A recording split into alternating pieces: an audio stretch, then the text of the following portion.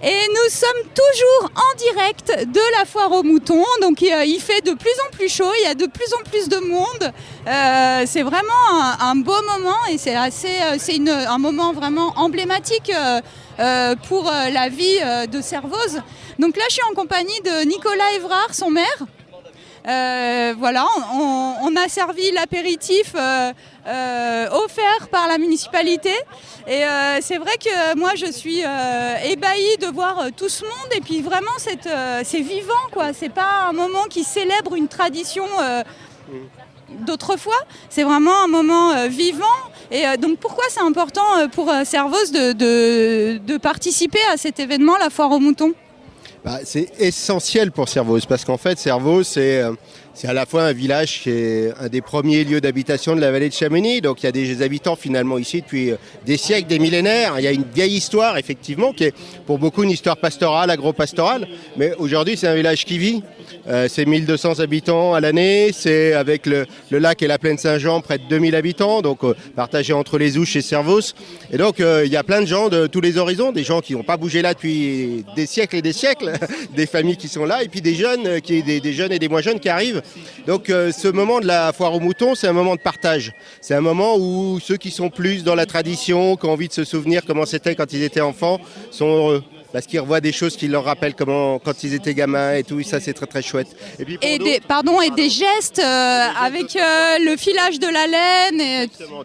Des gestes traditionnels, des musiques un peu d'autrefois, à l'accordéon et tout ça. Mais c'est aussi plein de gens qui connaissent pas tout ça et qui découvrent et qui apprennent et qui comprennent aussi. Et c'est aussi une façon de transmettre cet art de vivre qu'on peut avoir ici, cette envie à la fois de convivialité, l'apéro offert par la municipalité, servi par les élus et tout ça, ça participe à cette idée qu'on est au service de la population et en même temps c'est le moment de se rencontrer, de rigoler, de se demander des nouvelles et tout ça, de voir les enfants qui grandissent. Donc c'est vraiment des beaux moments avec ce soleil d'automne magnifique qui rappelle que Servoz c'est quand même un des lieux les plus ensoleillés de la vallée de Chamonix. Donc on est vraiment bien, c'est un bon moment, on a Radio Globule avec nous, donc on est heureux. Merci Nicolas en tout cas de faire perdurer cette foire aux moutons parce que c'est vraiment un beau moment où on se rend vraiment compte que l'agro-pastoralisme est vivant aussi sur notre territoire et ça fait du bien parce que c'est vrai qu'on parle beaucoup de tourisme, de sport, de tourisme, mais l'agro-pastoralisme c'est vraiment quelque chose qui fait partie quand même de notre histoire. Complètement, notre agriculture, même si elle est moins visible qu'autrefois, elle participe complètement à la vie de notre territoire. Elle est un des éléments structurants et qui en fait aussi un peu l'identité, le charme, le caractère profond finalement. C'est vrai que nos alpages, au départ, avant d'être des terrains de trail, sont d'abord des lieux où il y a des éleveurs avec des vaches et des moutons, des chèvres, et qui donnent du lait pour faire du fromage ou de la viande. Et c'est ça qui participe finalement à cette histoire, à ce fil long, qui peut-être est aussi notre fil d'avenir. Parce qu'on sait qu'on a envie aussi que ces paysages restent ouverts, vivants, occupés.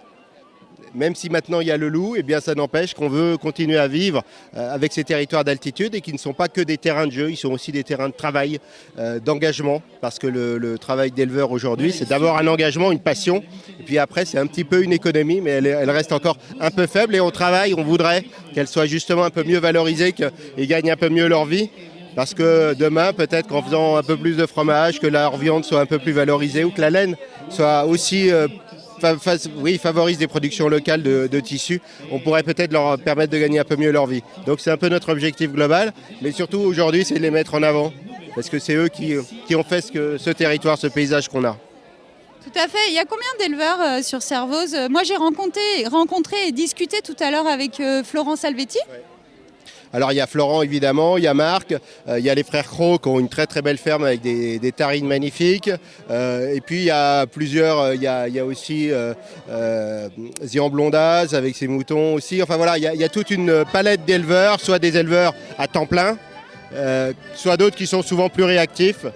Et on a à peu près 6-7 éleveurs permanents justement sur Servoz. Ce qui fait qu'on reste un des endroits où il y a effectivement cette tradition à la hauteur du village.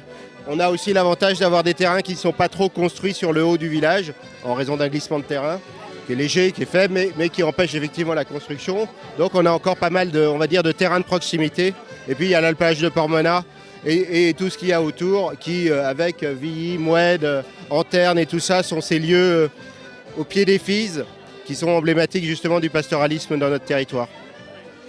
Merci Nicolas, merci pour cette belle journée où le soleil est au rendez-vous, c'est vraiment chouette, il y a plein de monde. Je crois qu'il reste encore la possibilité de manger du navarin d'agneau, c'est ça hein? C'est ça, navarin d'agneau, choucroute et puis des merguez.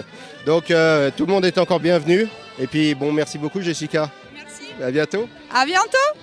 Alors c'est le moment de rendre l'antenne. Nous on est ravis, on est toujours au son des accordéons du Mont Blanc. C'est une belle fête, donc rejoignez Servoz, garez votre voiture sur le pré de l'église, pas du tout sur le pré de l'église, rejoignez-nous sur le pré de l'église, mais garez votre voiture sur le terrain de foot dans la plaine Saint-Jean. C'est conseillé, il y a des navettes qui sont organisées pour pouvoir rejoindre le pré de l'église et cette magnifique fête qui est la foire aux moutons, la 36e foire aux moutons de Servoz.